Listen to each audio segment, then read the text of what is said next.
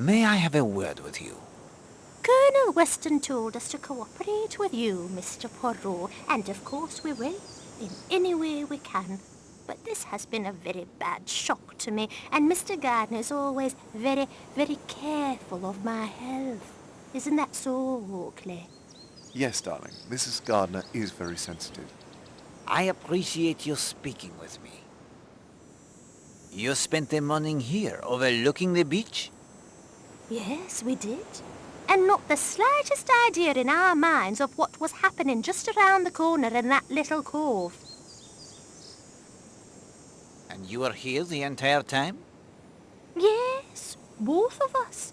From nearly 10:30, 10:25, until Oakley went to play tennis at 12. Isn't that right, Oakley? Well, not exactly. I did run off to fetch your purple wool, if you'll remember. That was around 11 by the hotel clock. It took quite a few minutes to find it, I'm afraid. 15 minutes, possibly 20. No more than 10 minutes, surely. I barely missed you. Methinks she protests too much, Poirot. What is she frightened of?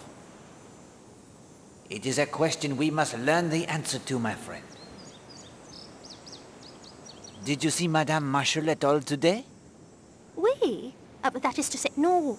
I said to Oakley, why, wherever can she have got to this morning? First her husband comes looking for her, and then that good-looking young man, Mr. Redfern. I always wondered, why must he go running after that woman when he has that nice, pretty wife, all of his own, didn't I, Oakley? Yes, darling. She can babble all she likes, but I heard that hesitation, Poirot. Did you notice anything that might have a bearing upon the case? Why, no, I don't think so. Just that she was always around with young Redfern. Anyone can tell you that. Did her husband mind, do you think? Captain Marshall is a very reserved man. That is all the questions I have for the moment. We're devastated. We know nothing that could help. Aren't we, Oakley? Yes, darling.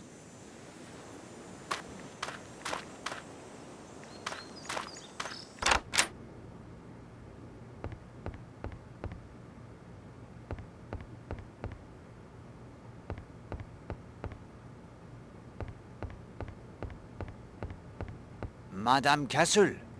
Mr. Poirot, Colonel Weston has informed me that I am to give you my full cooperation. He suggested that I allow you access to whatever you need in the hotel, no matter how private. I hope that does not distress you unduly, madame. Well, my duty to the owners, but I have little choice. Here is the master key. This will unlock any door in the hotel. Merci, madame. Can you account for your movements between 11:15 and 12 this morning?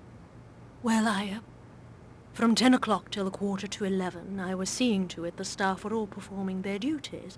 Then that the dining room was cleared and made ready for luncheon. That was until noon. It was a very ordinary morning, until... Quite so.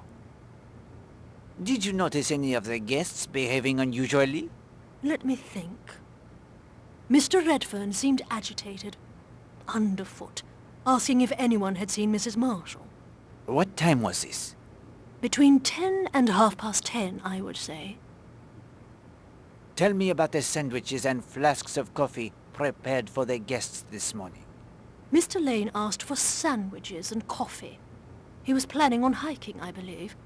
Mrs. Marshall asked for coffee only.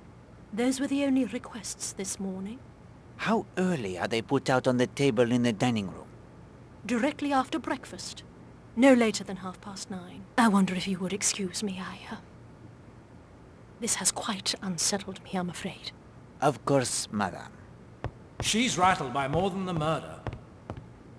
You are correct, Hastings. The idea that I would have access to anything here in the hotel obviously includes the contents of her safe.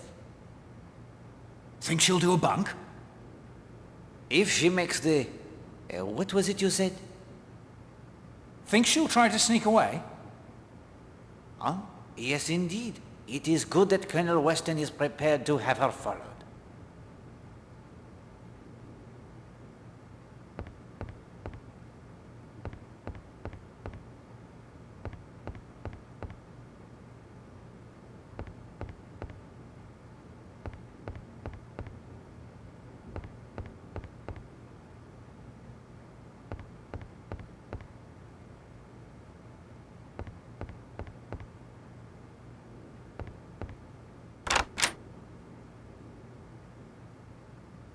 This room belongs to the beautiful Arlena Stewart, Marshal.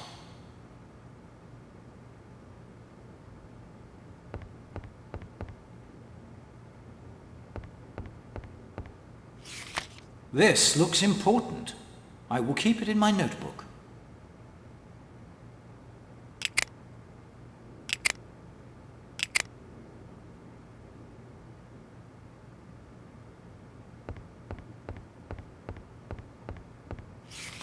I'll just put this in my notebook.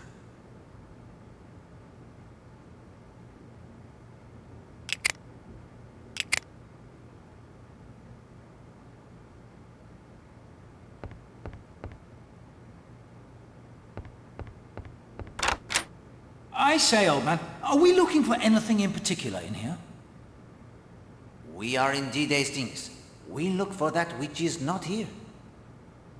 Oh, that's a big help.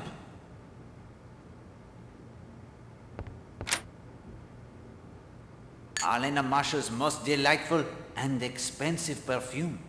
It is the same as that which we found in the cave.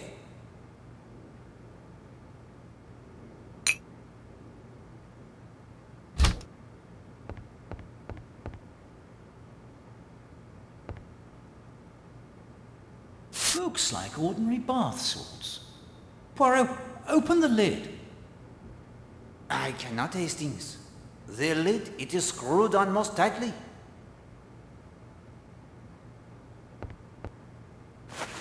There are red hairs caught in the bristles. No mistaking that color.